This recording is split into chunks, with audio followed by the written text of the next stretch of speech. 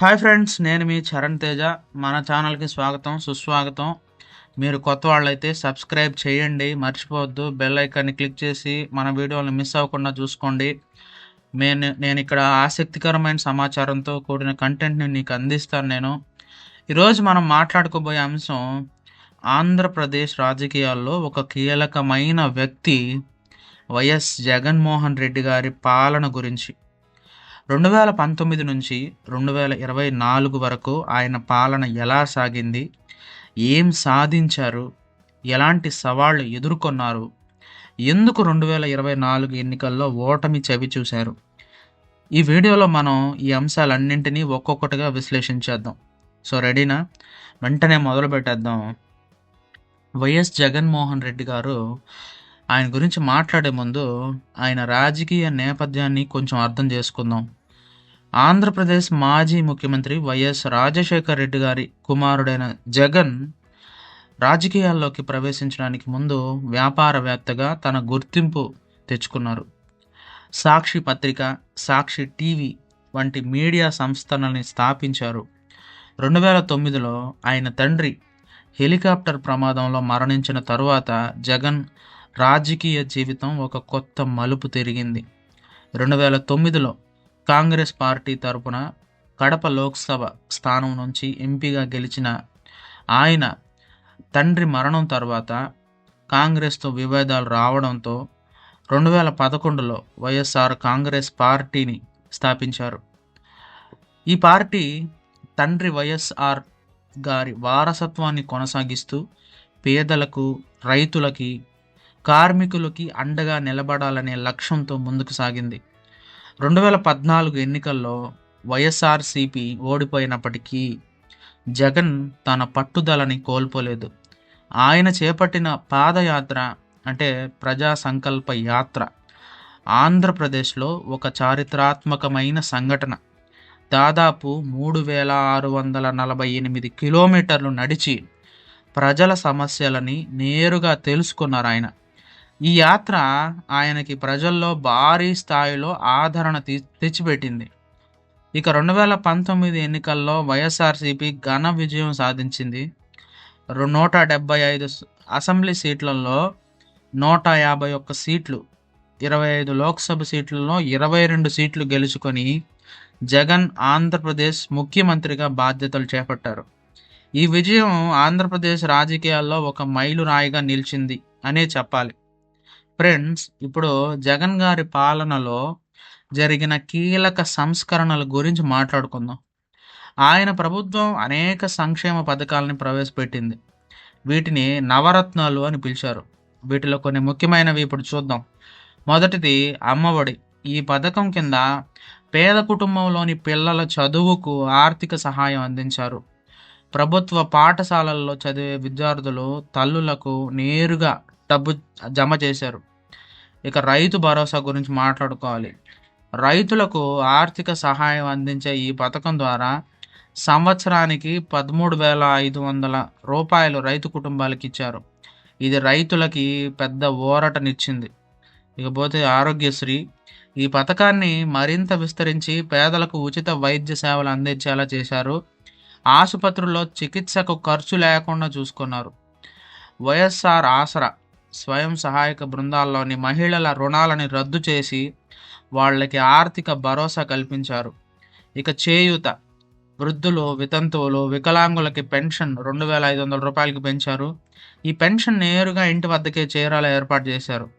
ఈ పథకాలు పేదలు, రైతులు, మహిళలు, వృద్ధుల జీవితాల్లో పెద్ద మార్పు తెచ్చాయని చెప్పవచ్చు. జగన్ గారి పాలనలో ఒక ప్రత్యేకత ఏంటంటే ఈ పథకాలన్నీ డైరెక్ట్ బెనిఫిట్ ట్రాన్స్ఫర్ డీబీటీ ద్వారా పారదర్శకంగా అమలు చేయడం. సో దీనివల్ల మధ్యవర్తుల పాత్ర తగ్గి నేరుగా లబ్ధిదారులకి డబ్బు చేరింది. ఇక విద్య, వైద్య రంగాల్లో కూడా జగన్ గారు ప్రభుత్వం చాలా ప్రయత్నాలు చేసింది. నాడు నేడు కార్యక్రమం ద్వారా ప్రభుత్వ పాఠశాలలు, ఆసుపత్రుల మౌలిక వసతులను మెరుగుపరిచారు. ఇంగ్లీష్ మీడియం విద్యను ప్రవేశపెట్టి పేద పిల్లలకి నాణ్యమైన విద్య అందించేలా చేశారు.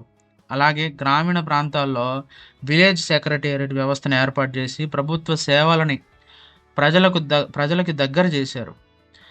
ఇక జగన్ పాలనలో అతిపెద్ద వివాదాంశం రాజధాని అంశం. 2014లో చంద్రబాబు నాయుడు గారి ప్రభుత్వం అమరావతిని రాజధానిగా ప్రకటించింది. కానీ జగన్ ప్రభుత్వం 2019లో అధికారంలోకి వచ్చిన తర్వాత 3 రాజధానుల ప్రతిపాదన తీసుకొచ్చింది.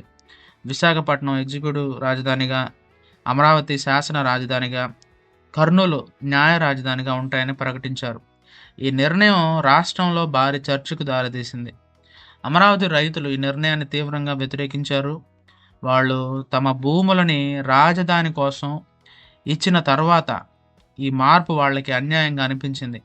మరోవైపు జగన్ ప్రభుత్వం ఈ 3 రాజధానుల విధానం రాష్ట్రంలో సమతూక అభివృద్ధికి దోహదం చేస్తుందని వాదించింది. అయితే ఈ అంశం రాజకీయంగా జగన్కి వ్యతిరేకంగా మారింది. ముఖ్యంగా 2024 ఎన్నికల్లో జగన్ పాలన అనేక సానుకూల అంశాలను కలిగి ఉన్నప్పటికీ విమర్శలు కూడా తప్పలేదు. కొందరు ఆయన పరిపాలనని సంక్షేమ రాజ్యం అని పొగిడినప్పటికీ మరికొందరు ఇది రాష్ట్ర ఆర్థిక వ్యవస్థను దెబ్బతీసిందని వాదించారు. జగన్ ప్రభుత్వం భారీగా అప్పులు చేసిందని, రాష్ట్ర ఆర్థిక పరిస్థితి దిగజారిందని విమర్శలు వచ్చాయి. అలాగే ఉపాధి అవకాశాల సృష్టిపై జగన్ ప్రభుత్వం తగినంత దృష్టి పెట్టలేదనే ఆరోపణలు కూడా ఉన్నాయి. 2019 ఎన్నికల్లో ఆయన హామీ ఇచ్చిన మెగా డిఎస్సి ఉపాధ్యాయ నియామకాలు జరగనేలేదు. యువతలో ఉపాధి కోసం ఆశలు చిగురించినా కూడా ఆశించిన స్థాయిలో ఉద్యోగాలు రాలేదని విమర్శలు వచ్చాయి. జగన్ పరిపాలనలో మరో పెద్ద విమర్శ రాజకీయ ప్రతీకారాలపై. విపక్ష నాయకులు కానీ, ముఖ్యంగా తెలుగుదేశం పార్టీ అధినేత చంద్రబాబు నాయుడు గారిపై అనేక కేసులు నమోదయ్యాయి. 2023లో నాయుడు గారు అరెస్టు కావడం రాష్ట్రంలో భారీ రాజకీయ గందరగోళానికి అయితే దారితీసింది. ఈ అరెస్టు రాజకీయ ప్రతీకారంగా కనిపించడంతో జగన్కు వ్యతిరేకంగా సానుభూతి తెప్పించింది. అలాగే జగన్ తన సొంత పార్టీలో కేడర్ని బలోపేతం చేయడంలో విఫలమయ్యారని విశ్లేషకులు అంటారు. ఆయన ఒక్కరే పార్టీ ముఖంగా నిలబడడంతో స్థానిక నాయకులకు తగిన ప్రాధాన్యత లభించలేదు. ఇది 2024 ఎన్నికల్లో పార్టీ ఓటమికి ఒక కారణంగా చెప్పచ్చు. ఫ్రెండ్స్, ఇప్పుడు 2024 ఎన్నికల గురించి మాట్లాడుకుందాం. 2019లో భారీ విజయం సాధించిన వైఎస్ఆర్సీపీ 2024లో ఊహించని ఓటమిని చవిచూసింది. 175 సీట్లలో కేవలం 11 సీట్లు మాత్రమే గెలుచుకుంది. టీడీపీ, జనసేన, బీజేపీ కూటమి 164 సీట్లతో ఘన విజయం సాధించింది. ఈ ఓటమి వెనుక కొన్ని కీలక కారణాలు ఉన్నాయి. అవేంటో ఒకసారి చూసేద్దాం. మొట్టమొదటిగా యాంటీ ఇన్కంబెన్సీ. 5 ఏళ్ల పాలన తర్వాత ప్రజల్లో వైఎస్ఆర్సీపీపై వ్యతిరేకత పెరిగింది. సంక్షేమ పథకాలు అందరినీ సంతృప్తి పరచలేకపోయినాయి. ఇంకొకటి కూటమి బలం. టీడీపీ, జనసేన, బీజేపీ కలిసి ఒక బలమైన కూటమిని ఏర్పాటు చేశాయి. జనసేన అధినేత పవన్ కళ్యాణ్ యువతలో, కాపు సామాజిక వర్గంలో ఆదరణ పొందడం కూటమికి కలిసి వచ్చింది. ఇక మూడోది ఉపాధి సమస్య. యువతలో నిరుద్యోగం ఒక పెద్ద సమస్యగా మారింది. జగన్ ప్రభుత్వం ఉపాధి అవకాశాల సృష్టిలో వెనకబడిందనే ఆరోపణలు కూడా ఉన్నాయి. ఇక నాలుగోది రాజధాని వివాదం. 3 రాజధానుల నిర్ణయం అమరావతి రైతులనే మాత్రం కాదు, వాళ్ళ మాత్రమే కాకుండా ఇతర వర్గాలకి కూడా అసంతృప్తిని గురి చేసింది. ఇక చివరగా రాజకీయ ప్రతీకార ఆరోపణలు.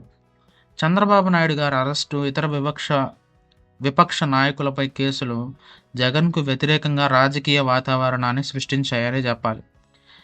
సో ఈ కారణాల వల్ల జగన్ గారి పాలన 2024లో ముగిసింది. ఎన్నికల తర్వాత ఆయన తన ఓటమిని అంగీకరిస్తూ ప్రజల తీర్పును గౌరవిస్తానని, అయినప్పటికీ ప్రజల కోసం పనిచేస్తూనే ఉంటానని చెప్పారు. ఫ్రెండ్స్, జగన్ గారి పాలనని ఒక్క వాక్యంలో చెప్పాలంటే అది సంక్షేమం మరియు సంస్కరణలపై దృష్టి సారించిన పాలన అని చెప్పచ్చు. ఆయన ప్రవేశపెట్టిన సంక్షేమ పథకాలు లక్షలాది మంది జీవితాలని మార్చాయి. అమ్మఒడి కానీ, రైతు భరోసా కానీ, ఆరోగ్యశ్రీ వంటి కార్యక్రమాలు పేదలకి, రైతులకి, మహిళలకి ఆర్థిక భరోసా కల్పించాయి. అదే సమయంలో రాజధాని వివాదం, ఆర్థిక సంక్షోభం ఉపాధి సమస్యలు ఆయన పాలనని సవాళ్లలోకి నెట్టాయి. జగన్ గారు ఒక వ్యక్తిగా, రాజకీయ నాయకుడిగా ఎల్లప్పుడూ తన తండ్రి వైఎస్ఆర్ గారి ఆదర్శాలని అనుసరించే ప్రయత్నం అయితే చేశారు. ఆయన పాదయాత్ర ప్రజలతో నేరుగా సంబంధం పెట్టుకోవడానికి ఇలాంటివి ఆయనకి ప్రత్యేకమైన గుర్తింపు తీసుకొచ్చాయి. అయితే రాజకీయంగా కొన్ని నిర్ణయాలు, పరిస్థితులు ఆయనకి వ్యతిరేకంగా మారాయి. ఫ్రెండ్స్, ఇది వైఎస్ జగన్మోహన్ రెడ్డి గారి పాలన ఆంధ్రప్రదేశ్ రాజకీయ చరిత్రలో ఒక ముఖ్యమైన అధ్యాయం అనే చెప్పచ్చు. ఆయన సంక్షేమ పథకాలు, ప్రజాకర్షక నిర్ణయాలు ఒకవైపు ప్రశంసలు అందుకుంటే, రాజధాని వివాదం, ఆర్థిక సవాళ్లు, రాజకీయ ప్రతీకార ఆరోపణలు మరోవైపు విమర్శలకు దారితీసాయి. 2024 ఎన్నికల ఓటమి ఆయనకి ఒక సెట్ బ్యాక్ అయినప్పటికీ జగన్ రాజకీయంగా ఇంకా చురుకుగానే ఉన్నారు. భవిష్యత్తులో ఆయన ఎలాంటి రాజకీయపు పునరాగమనం చూస్తారో చూడాలి. మనం వెయిట్ చేద్దాం. ఈరోజు వీడియో ఇక్కడితో ముగిసింది. వైఎస్ జగన్ గారి పాలన గురించి మీ అభిప్రాయం ఏంటి? కమెంట్ సెక్షన్ మీకోసమే ఉంది. మీ అభిప్రాయం తెలియజేయండి. మీ ఆలోచనలని షేర్ చేయండి. మీకు ఈ వీడియో నచ్చినట్లయితే లైక్ బటన్ని నొక్కడం మర్చిపోవద్దు. మన ఛానల్ని సబ్స్క్రైబ్ చేయండి. చేయకపోతే ఇప్పుడే సబ్స్క్రైబ్ చేసేయండి. బెల్ ఐకాన్ ప్రెస్ చేయండి. ఇలాంటి ఆసక్తికర వీడియోల కోసం మన ఛానల్ని ఫాలో అవ్వండి.